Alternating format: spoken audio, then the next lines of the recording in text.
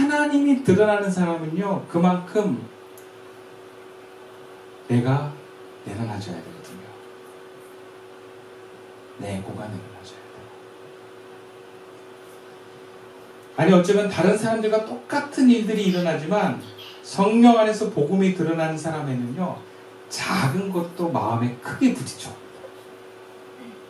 우리가 성령 밖에 있을 때는요, 누가 뭐라 그러면 같이 화내거나 아니면 무시해버리면 내 마음은 편안해요. 그게 불편하지 않아요. 근데 성령 안에서 있는 사람은 뭔가 탁 부딪혀 왔을 때, 이게 내 문제로 내가 그걸 딱 직면할 때는 그게 참 괴롭습니다. 작은 것도 괴로워. 말 한마디 잘못한 것도 괴롭고, 말 한마디 듣는 것도 괴로워요. 은혜 가운데 있으면 그래요. 작은 것도 크게 부딪혀 옵니다. 영적인 사람에게는 그래서 그게 마음의 고통과 전쟁으로 와요. 그래서 그게 고난인 거예요. 남들은 고난이 와도 그걸 자꾸 무디게 만드는 삶을 선택을 해요. 술을 마시거나 어떤 내가 빠질 만한 것에 푹 빠져서 못 느끼는 중독으로 가거나, 아니면 사람들과 만나서 좋은 것만 막 누리면서 아픔을 거부하거나 하면서 그렇게 지나가요. 근데 우리 그리스도인은 늘 하나님과 나를 보기 때문에 그냥 못 지나가지는 거예요. 그러니까 고난이 많아요, 그리스도인은. 사건이 많아서 그런 게 아니라 사건을 바라보는 마음이 그냥 지나갈 수 없어서 고난인 거예요. 근데 감사한 것은 그렇게 나를 힘들게 하는 고난의 사건인데, 그래 내가 힘든 고난의 환경인데 주님이 우리를 붙들어 주십니다. 환경을 안 만난다는 게 아니라 환경을 만나는데 주님이 우리를 붙들어 주신다는 거예요. 그게 축복입니다. 이러한 고백이 오늘 바울은 8절에서 10절까지 나와 있습니다. 한번 읽어볼까요? 우리가 사방으로 우겨쌈을 당하여도 쌓이지 아니하며 답답한 일을 당하여도 낙심하지 아니하며 박해를 받아도 버림받지 아니하며 거꾸로 뜨림을 당하여도 망하지 아니하고 우리가 항상 예수의 죽음을 몸에 짊어지면 예수의 생명이 또한 우리 몸에 나타나게 하려 한다. 바울은요, 이렇게 영광스러운 직분, 복음이 드러나는 사도의 직분을 감당함에 있어서 사실은 나 너무나 큰 고통을 당했다라고. 8절에 뭐라 합니까? 사방으로 우겨쌈을 당했대요. 답답한 일을 당했대요. 9절에 박해를 받았답니다. 거꾸로 뜨림을 당했답니다. 10절에 뭐라 그래요? 예수의 죽음이 몸에 짊어졌다는 거예요. 몸이 아팠다는 거예요. 죽을 만큼 몸이 아팠다는 거죠. 이런 표현들이 간접적으로는 단순하게 표현됐지만 알고 보면 나 참 죽을 고생했다 이런 느낌이에요. 너무 힘들었다는 얘기죠. 그래서 이런 죽을 고생이 복음이 드러난 사도들에게 굳이 필요할까 이런 생각이 들 때도 있어요. 나 사도 안 해. 막 이런 사람들도 있지. 많은 사람들이 예수를 사랑하다가 어떤 목사의 부름을 받을 때 목사 안 해 하는 거는 목사하면 고생할까 봐 안 하는 거예요. 목사가 힘들고 목사가 싫은 게 아니라 목사하면 고생하니까. 특별히 아버지가 목회하셨을 때 그 사람들로 인해서 힘들었던 걸 보는 자녀들은 그렇게 목사하는 것에 대한 불편함이 있더라고요. 고생이 싫어서 그래요. 우리도 그리스도인을 사는데 이런 고생이 우리에게 있어? 나 그럼 예수 대충 믿을래. 그런 마음이 들어요. 그런데 여러분, 변화에는 항상 저항이 있습니다. 세상을 변화시키는 복음의 빛을 든 사도들에게 여러분, 세상의 저항이라고 하는 것은, 그리고 멸망할 자들이 사단이 당연히 행할 수밖에 없는 저항이에요. 지금 세상이 빛으로 하나님의 나라로 바뀌어가고 있는데 사단이 저항을 안 하겠어요? 여러분, 우리 자신이 예수를 닮아갈수록 내 에고가 죽어지는 거예요. 에고가 저항을 안 할 것 같아요? 발버둥을 칩니다. 특별히 의식 밑에 무의식에 나만을 위했던 욕심과 뭔가 이기심은요, 주님을 닮아가면 닮았을수록 발악을 합니다. 그게 없는 게 아니에요. 주님께 나가고자 할 때 막 저항이 일어나요. 모든 저항은 변화하려고 할 때 일어나는 거예요. 본문의 사도들은 외부적으로 이런 저항을 몸소 맞고 있습니다. 너무나 고통스러운 상황인 거죠. 근데 그러한 고통의 표현 뒤에는 어떤 원망도, 그것을 행하는 대상에 대한 비난은 없어요. 우리가 찾아볼 수 있는 것은요, 그런 고난의 환경 가운데서도 하나님의 은혜가 변함이 없고 주님이 함께 계시더라 하는 거죠. 그래서 본문에 쓰여진 은혜와 보호하심의 표현을 보면 8절부터 우겨쌈을 당해도 쌓이지 않는다. 답답한 일을 당해도 낙심하지 않는다. 박해를 받아도 버림받지 않는다. 거꾸로 뛸을 당해도 망하지 않는다. 우리가 예수의 죽음을 몸에 짊어졌지만 예수의 생명이 또 우리 몸에 나타난다.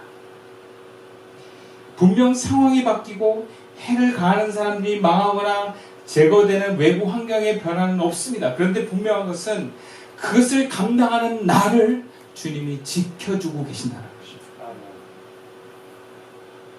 그래서 주옥 같은 본문 이 8절부터 10절까지의 말씀을 다른 번역으로 또 읽어보면 아주 은혜가 됩니다. 제가 메시지 성경으로 8절부터 10절까지를 쭉 읽어드릴게요. 한번 들어보세요.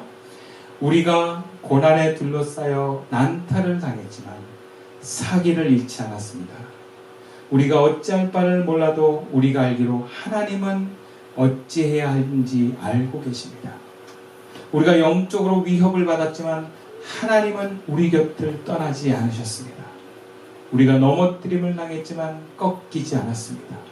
사람들은 예수께 한 일 재판과 고문, 조롱과 살해를 우리들에게도 그대로 하고 있습니다. 그러나 예수께서는 그들 가운데서 행하신 일을 우리 안에서도 행하고 계십니다. 그분은 살아계십니다. 우리의 삶은 예수를 위해 끊임없이 위험을 무릅쓰고 있습니다.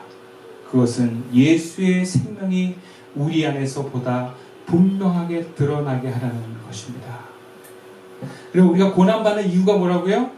예수의 생명이 분명하게 드러나기 위해서.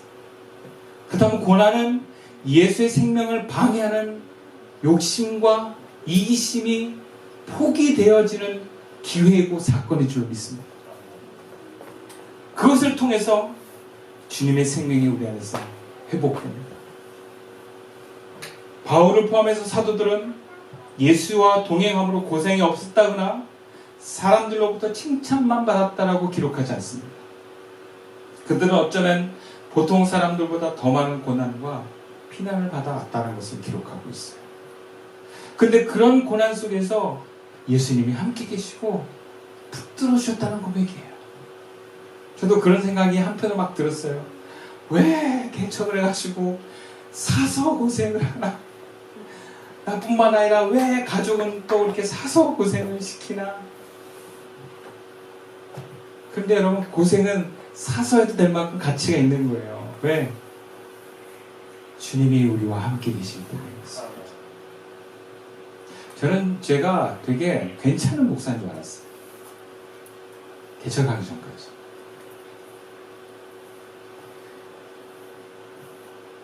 근데 개척을 하겠다고 부모님 집에 들어왔을 때 제가 날마다 어머니가 전쟁을 치렀어요. 어머니랑 맨날 싸웠어요. 그냥 다 못마땅한 거예요.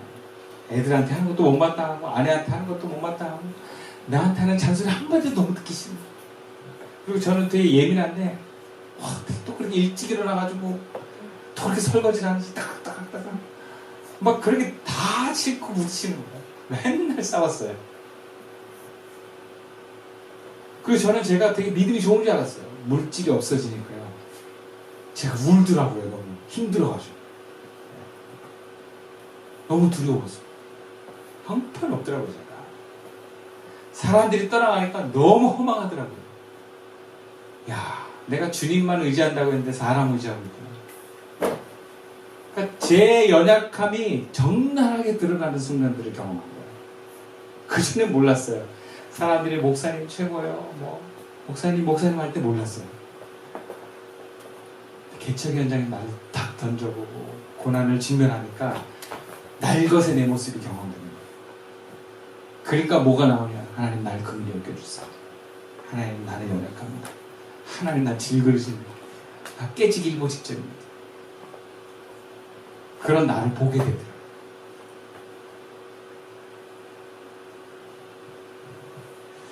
여러분, 다시 말하지만 우리의 영적 성장은요, 싸움을 통해서는 없어져요. 싸움을 통해서 결국 내면의 합일이 이루어집니다. 이유는 뭐예요? 이 싸움은 에고가 죽어야 끝나는 싸움입니다. 그래서 예수님이 뭐라고 하셨습니까? 마태복음 10장 34절에 이렇게 얘기를 합니다. 의역을 하면 사람들은 내가 세상에 평화를 주러 왔다고 생각할지 모른다. 그들은 내가 이 세상에 분열을 불과 칼과 전쟁을 주러 왔음을 알지 못한다. 예수님이 이 말 하셨어요. 내가 평화를 주러 온 줄 알아? 아니야, 나 싸움을 주러 왔어. 여러분, 우리가 예수 믿는 동안 싸움이 막 일어나요. 예수 안 믿을 때는 마음이 편안했어요.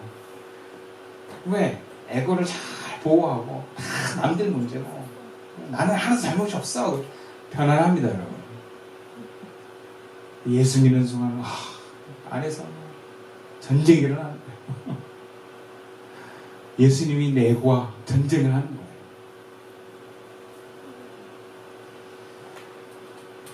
여러분, 예수님의 이 말씀은 우리가 문자 그대로 남에게 적용하면 안 돼요. 그래서 기독교인은 전투해야 돼, 싸워야 돼. 십자군을 일으키고 막 이렇게 남하고 이렇게 싸우는 게 아니에요. 남과의 싸움이 아니라 내 안에 끊임없는 두 존재의 충돌입니다. 이 지상에서 안전하고 평화로운 삶을 살려는 나와 하나님이 통치하는 하나님의 나라를 일으키는 주님과의 싸움이에요. 이것은 거듭난 나죠. 그럼 주님이 내 안에 들어올 때는요, 내 안에 욕심의 왕이 나를 지배하고 있었어요. 싸움이 필요 없어요. 내가 주인인데요, 뭐. 주님이 들어오니까 싸움이 일어나는 거예요. 여러분, 예수 믿으면 그래서 괴로운 거예요.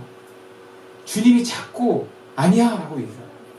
주님이 자꾸 선함을 얘기하니까 이기적이고 나만 편안하고 싶고 두렵지 않고 싶은 내가 막 주님과 자꾸 부딪히는 거예요. 근데 이렇게 내 마음이 불편할수록 내 안에 강화된 에고를 알아차리기는 참 좋습니다. 불편하셔야 돼요.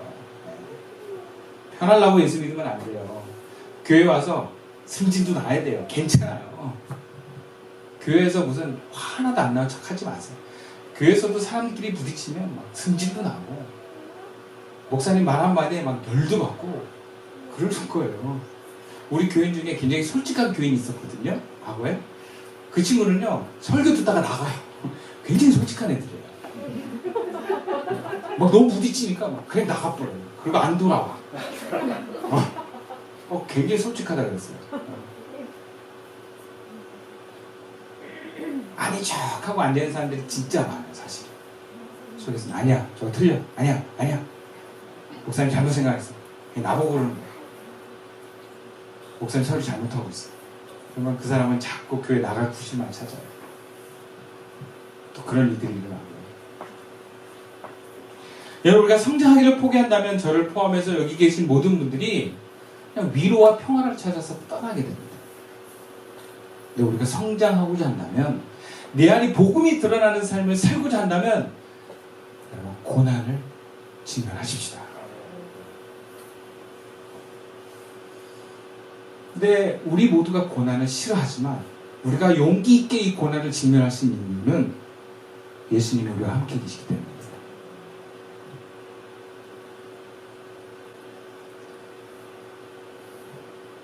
그런데 사실 성장 그러기 위한 고난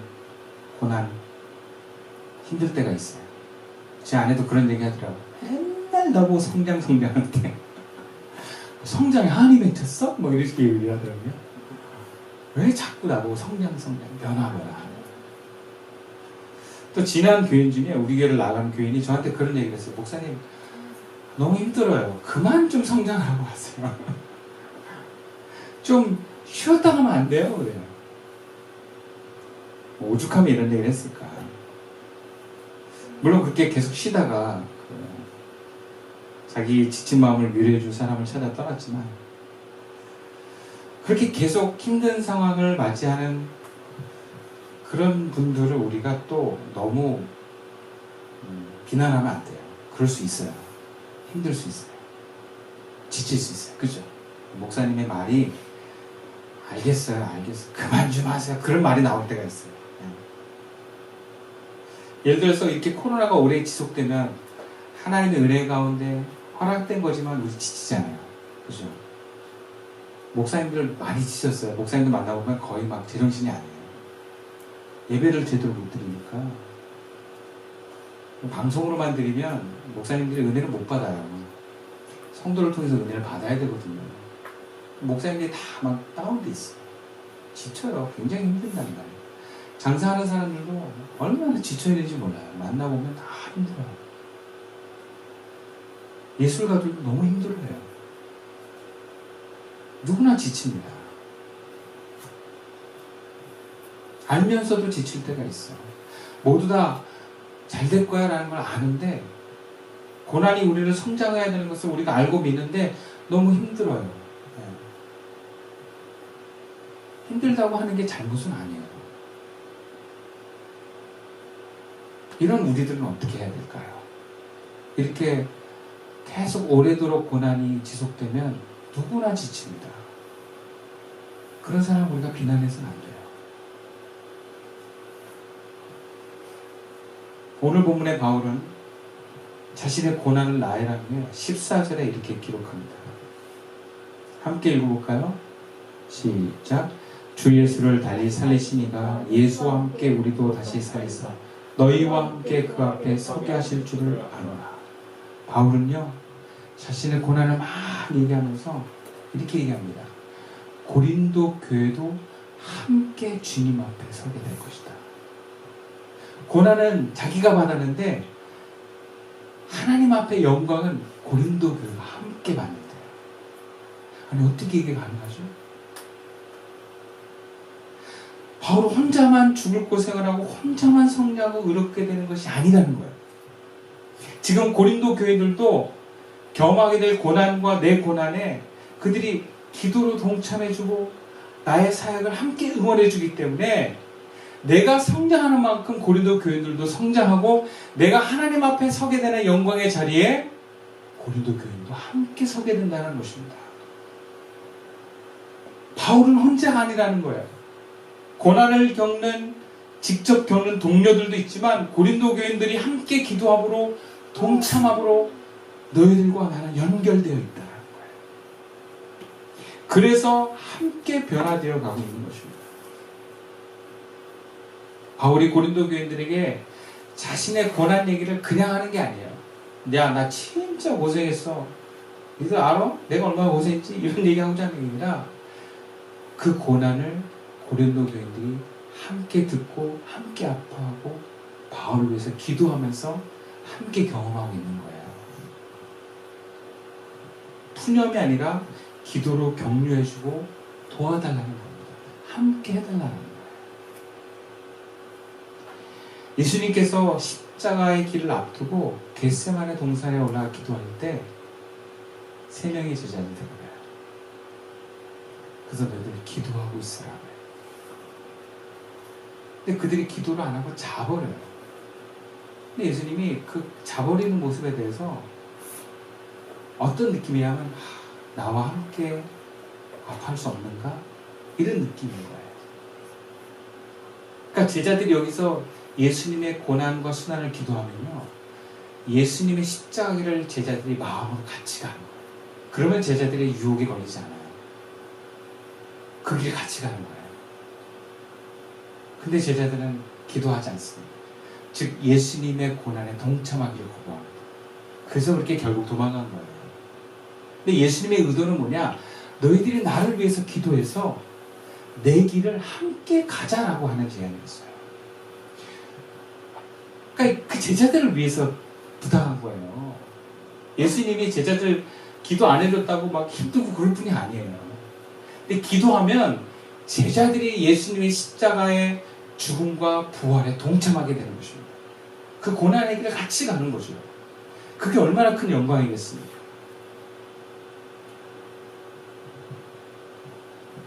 우리가 요르단에 선교 후원을 보내고 있지만 후원한다는 것은 기도한다는 거예요. 물질이는 것에 마음이 갑니다. 기도한다는 것은 선교사에게 동참한다는 것을 말해요. 그렇게 될 때 선교사에게 고난과 열매를 기도하고 후원하는 교회가 함께 먹게 돼 있어요. 선교사님들은 힘들게 우리의 기도를 통해서 함께함을 통해서 어려운 가운데 힘을 내고 또 그분의 고난과 열매를 간접적으로 우리도 경험하면서 선교지에서의 성장이 우리 교회 안에서의 성장이 같이 일어납니다.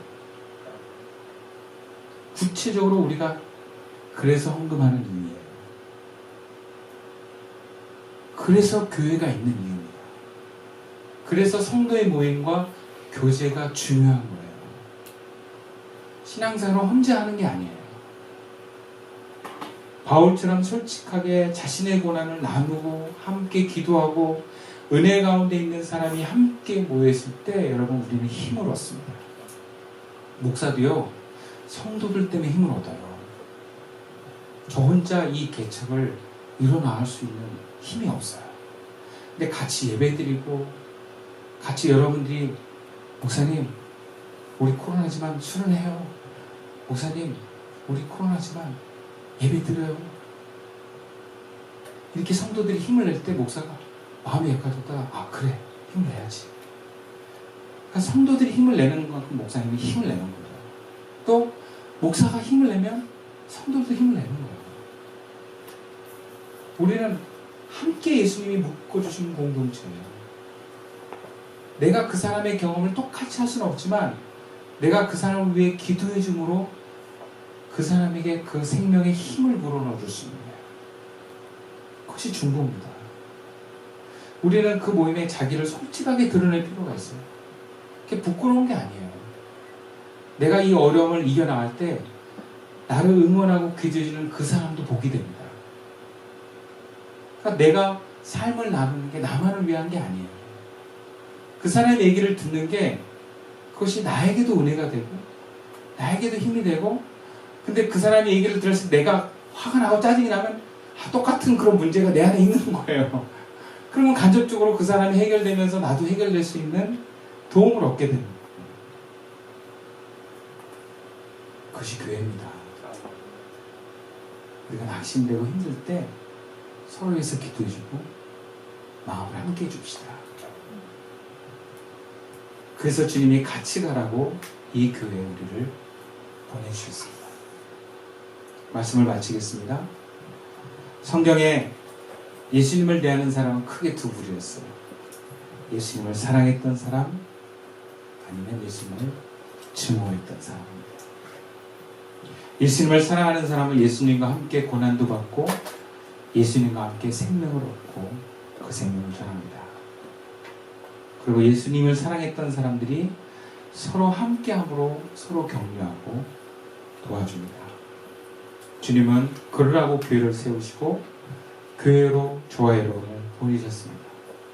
그리고 교회 밖으로 나가서 그렇게 여러분들 주변에 있는 사람들을 도와주라고 말씀하십니다. 여러분 안에 있는 복음이 여러분 주변을 살릴 것입니다. 그런 하나님을 드러낼 수 있는 저와 여러분 될 수 있기를 주님의 이름으로 축원드립니다. 기도드리겠습니다.